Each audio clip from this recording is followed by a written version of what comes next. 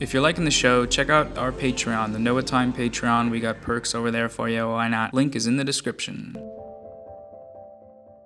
What they don't tell you about living life is sometimes it's one thing, other times it's another. Back when I was in the 3rd grade, I thought that I had a higher reading level than I actually did. People nowadays, they say, what happened to my 5th grade reading level when I was 1? Most of them are lying, but the ones that aren't, they had something I could never have. And that was an excuse to be annoying in 20 years. There's no excuse for me. This is just how I am. And I've had to come to terms with that. Once you accept in yourself all the things that are fucked up and weird, it frees you from having to shut up. You can just talk and talk and talk. Sometimes they'll even pay you for it if they're especially sick and twisted. When I was 42, I'm 26. I haven't been 42 yet. But when I am 42, I think I'll want to start a small business, probably. Maybe sell trinkets or wares in a shop in an alleyway somewhere. It's smoky. The city is sort of dystopian and smoky. Everything I sell is broken. It's all brand new but broken somehow. People get really mad at me, but I don't offer refunds. I get jumped. My place gets robbed. The future is not looking too bright for me, if I'm being honest. And that's the thing about if you want to get somewhere in life, you have to, when the opportunity arises and when it's there in front of you, you have to know essentially that it's there, and you have to be able to recognize that it's there. And if it is right in front of you, it could be behind you. And in that case, or if it's to your right, most of the time is if it's for your right, you can still catch it. But if it's on your left, you're usually fucked. But the point I'm trying to make here is whether you want to be successful or not, you're gonna fail. And then you're gonna fail again and again. And then you're just always gonna be a failure. But once you learn to live with that, you'll just be depressed. I guess, I don't know. So, that's me concluding my opening monologue and scene. I hope it was moving to you. Here's me cleaning a wok. I'm torn on this channel often because the main thing people say is, thank you, I played this while I was doing a task. It's nice to hear a human voice. So then I get to thinking, okay, if that's sort of the main draw, what if for 20 to 40 minutes, which is the length of these videos usually, I just went beep, beep, beep, beep, boop, boop, boop, boop, beep, beep, beep, boop, boop, boop, bop, bop, bop, beep, beep, a boop, boop, beep, beep, beep. Would that help? It might. And it would allow me to sort of speak that's my native language. I know too, I'm bilingual, English and whatever that was. Comment below your top 3 favorite languages, and then comment below your top 5 favorite types of person that you've met, like a nice person, a mean person, a silly person, a very small person like a child. They're pretty small. Most of the time they're really small. The younger they get, the smaller they get too, which is bizarre. It's just kind of like, oh, there it is, there's a baby. The smallest it can get. I knew it. Someone says, oh, we're having a baby shower. I already know who the smallest person there is going to be. Unless a smaller baby is attending. Or wait, no, is a baby shower when the baby's inside the womb, or is it there? I'm thinking of birthdays. I get those mixed up.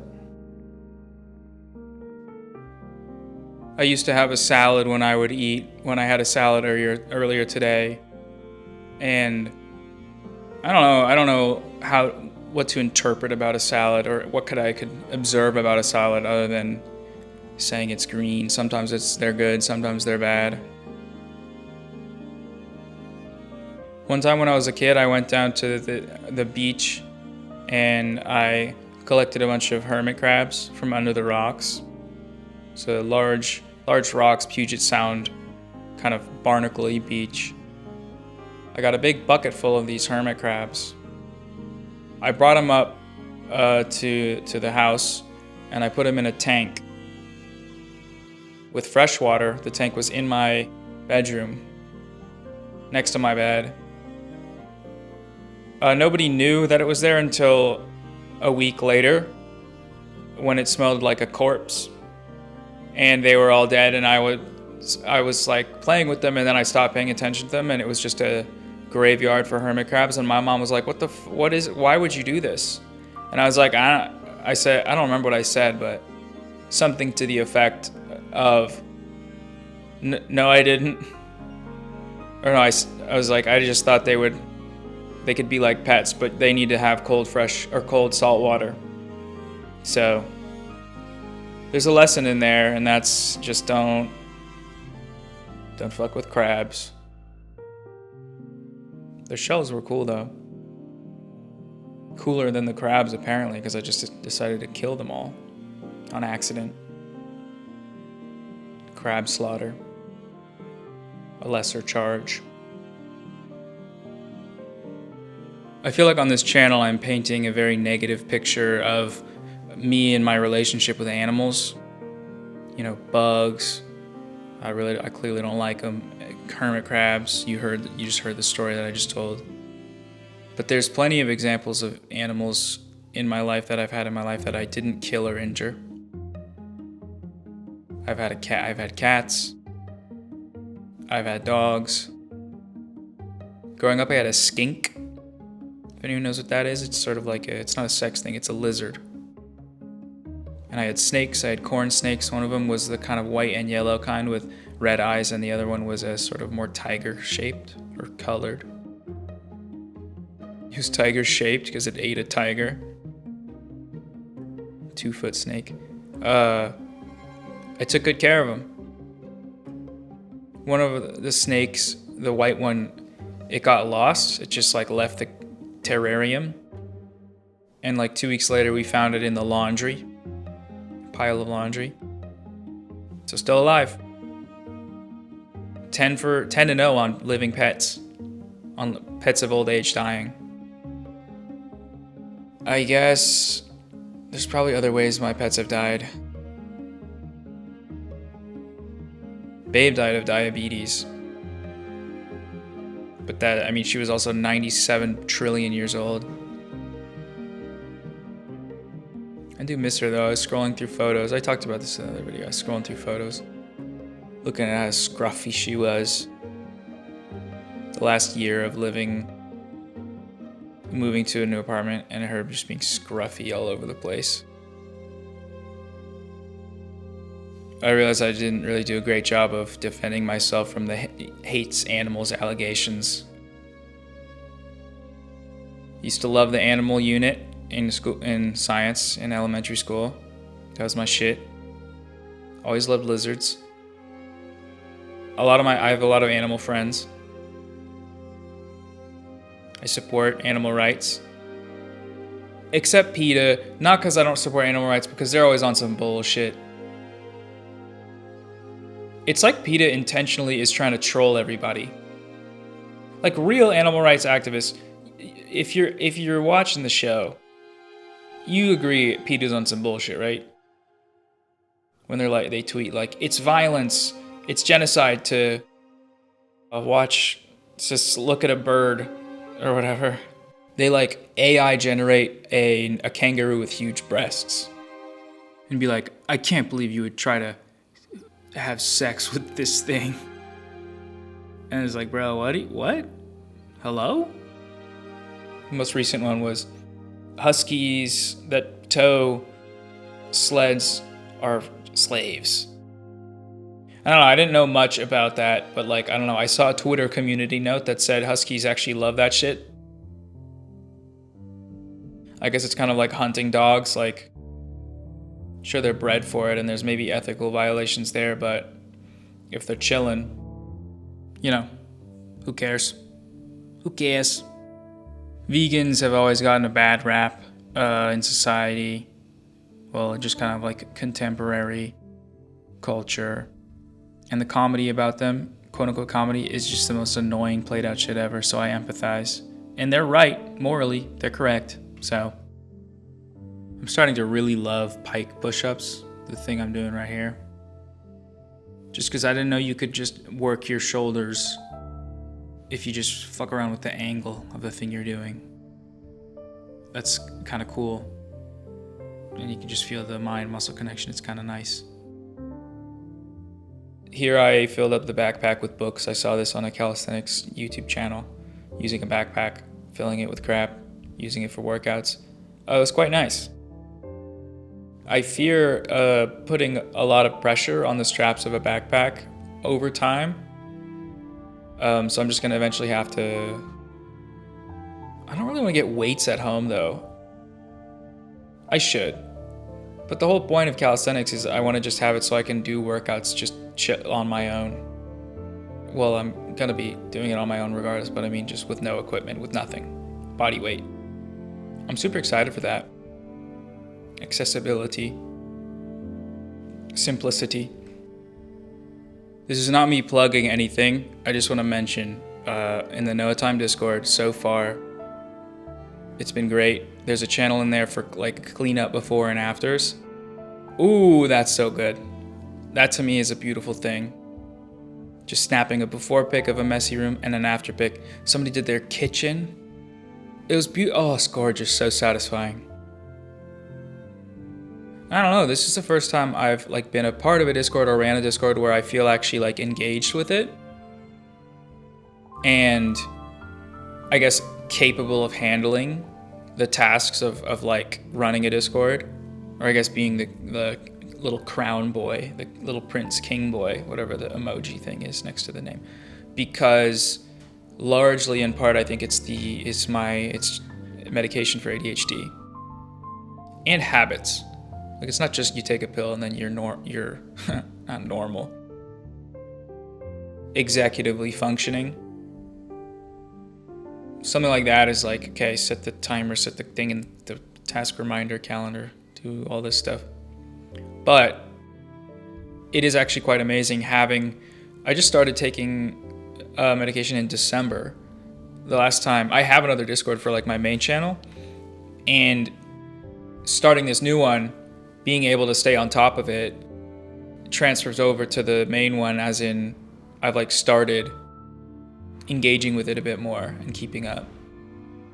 And Patreon's weird because it's like, in the past when I've been like super depressed and not able to contribute at all to it in terms of posting or keeping up with the perks and benefits, I've never gotten like pushback.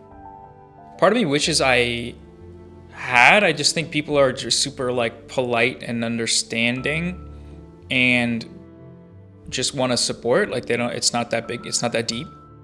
But at the same time, I do feel like it's kind of a responsibility to deliver on what you say you're going to give people, even if people don't care and they're just like, oh, you're good. It's not for the lack of reprimanding. It's just like for doing the right thing. These people are supporting you and you're saying, I'll do this thing. It makes me feel like a bad person for not following through on it, but I obviously know there's so many other factors. It doesn't make me feel like a bad person now. It just makes me, it did, and it makes me realize that it feels nice to get back on track with like engaging with some form of a community. I say community, but it technically is a community, but the fact that it is paywalled in part is what I don't like feel comfortable calling it that officially, or like a space, an open space, which is also why I've been like, I don't know, engaging in the comment sections more, because that's a form of community. It's still a consumer to producer relationship in the comment section of a YouTube video, but it's just a cynical way to think about it one-dimensionally, as just that. When people are like, hey, what's up? And it's like, hey, nice chores. What I've talked about Vanity, you can just tell it crops up in some of these clips of me working out. It might seem like, oh, I'm just checking the framing for the shot. Well, obviously I'm not in this shot, because look at that, it's terrible. But sometimes I am. Most of the times I'm just checking myself out. Super vain. Don't know how to get around that, don't know how to talk about it. I guess it's an outgrowth of insecurity and body dysmorphia. Which I say that not in a medical sense, just in a like, damn, I feel really bad about how I look. To compensate for that, I'm gonna obsess over every detail of my body when it looks better than it did. Not exactly healthy, but if it's happening in a more earnest pursuit of health, then it's like, you'll figure that out later. Just getting yourself to stop doing that, or just doing it less. I don't know.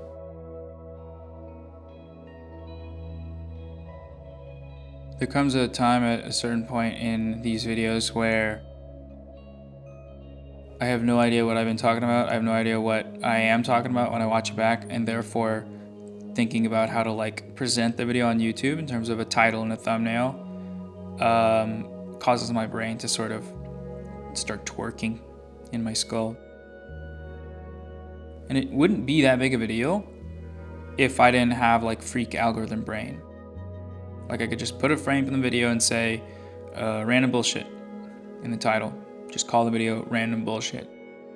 And most of you, or most of the regular viewers, would still watch it because it's like, oh, this is that channel that I watch. But algorithm brain is like, you want to grow, you want new, you want more. So take a photo of yourself with your mouth open, pointing behind you, and put a photo of myself behind me pointing back, and then the big text that says, he was charged with assault with a deadly weapon and attempted murder. And then everyone's like, what? I want to see the guy that was charged with assault with a deadly weapon and attempted murder. So they click. It's a moving dial between honesty and integrity as a person that's making content, dare I say art. This isn't art, but in terms of a thing being produced. Content/art. Honesty and integrity and YouTube success. It's the dial from random person posting short films with one frame as a thumbnail that's kind of like interesting, and the title is niche and simple, uninteresting in a broad sense. That's one end, and then Mr. Beast is on the other, where everything about these videos are fully optimized for child retention, including clickability. I did 100,000 whatever, that shit, you've seen it. I'm trying to deconstruct that Mr. Beast algorithm brain, because it makes me feel, one, like not a human when I'm presenting what I'm making in just this kind of shameless, like, whoa kind of way. And there's a direct material financial incentive behind that. Makes me feel like a sellout.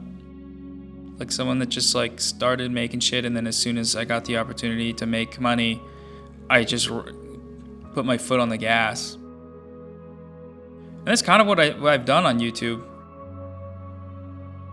Up until 6 months ago, maybe 8 months ago, of becoming repulsed by how I was going about this under the rationale of you have an opportunity to financially take care of yourself and people in your life. It's go time, basically. And that rationale took me way further than that was actually the case, in terms of applicability to the stuff that I'm doing. So that's why I'm kind of on this reset arc. Sold a bunch of stuff, went to the middle of the woods, and ooh, here's me doing core. Look at that, such a good boy. Take that, non-believers. Just kidding. Everyone's been very kind in their sweet encouragements to get me to do core that I asked for, and here it is in motion. I don't know if sit-ups or crunches are better, because like sit-ups I'm using a lot of the leverage from my feet. Crunches you're just like straight squeezing it as opposed to sustaining it. I'll have to Google that. You know what? I won't Google it. I'll have to wait until someone comments because they know about this shit. That's why we have the channel, baby. I did 2 sets of this and then planks. Damn, I was sweaty as hell. Yeah, because I didn't have the fan on. The reason there's no audio in this is because I was listening to Capital Volume 1 audiobook. Almost burped. Kept it out of the recording for you. At the suggestion of a viewer slash commenter. Thank you. That was a huge call because I've read like a bunch of different stuff about Marx. I always get into 1.5 chapters through Capital, and literally I know that's like the hardest slog to get through. I learned that last year, but for some reason still, even yesterday or 2 days ago when I was recording, doing bullshit, listening, I stopped 1.5 chapters in. I did the same thing, but having been reminded that that's what I was doing here, I'm gonna do it. It's my goal for the trip. Go for a walk, listen to this shit, get past the commodity, exchange value, use value, blah, blah, blah, blah, blah. Jesus, Carl, get to the fucking point. Not really. It is important, but there's also that one lecture series about how the best way to listen to it that I've heard but not followed through on. Follow through, that's one of the things.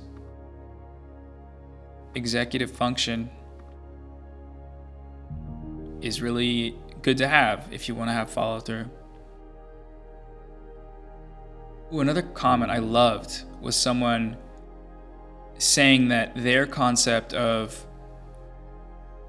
so I brought up the topic of having ideas about whatever being extremely firm in the mind until some experience changes that. And the idea this person brought forth was that reading books was like one thing where you start to finish read a book. And they've discovered that by just spending time reading different random shit or reading from books, some books start to finish, but like chapters, random stuff, that's still reading. It just works better for their brain. And I don't know, I really love that. Because all of our brains are really different. And I 100% empathize with that fixed imagination of what reading is supposed to be, or what anything is supposed to be. We'll continue this maybe next time, but the episode's over as I do a 20-second plank. Hope you liked it. See you later. Bye-bye. See you later. Bye.